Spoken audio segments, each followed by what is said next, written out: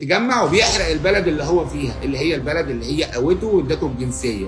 طيب هو حرق العاصمه الاردنيه عمان هيصب في مصلحه المقاومه في القطاع او الناس اللي بيحصل في القطاع؟ لا طبعا مش هيصب في مصلحه الكلام ده، ولكن هي دي تصرفات ابن غير البلد لما بيبقى باعداد كبيره، فده الخطر اللي بيحذر منه المصريين. وده علاقه اللي بيحصل بالاردن يا جماعه باللي ممكن يحصل في مصر خلال سنوات جايه. احنا النهارده مش حاسبين حسابه ان انت عندك جزء كبير من الجاليه دي جه مثلا زي الجاليه السوريه كده، جه لاجئ وبقى عدده 1.5 مليون واحد، والنهارده بلده استقرت وبيقول لك انا مش راجع، انا عايش، انا قاعد، انا عايز اشتري شقه، انا جاي انا عايز اخد الجنسيه.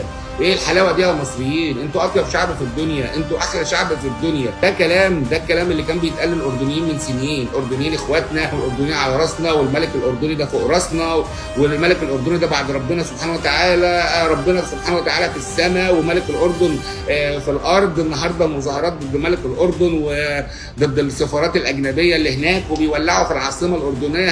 النهارده ده جرس انذار لكل واحد مصري شايف ان الوافدين واللاجئين دول مفيش منهم مشكله، لا فيهم مشكله. لما يتحول الوفود واللجوء ده لعمليه استيطان ورغبه في انه يفضل قاعد في البلد ما يمشيش منها، والرغبه دي تتحول الى مكونات عرقيه وتجمعات في الحته دي في مصر.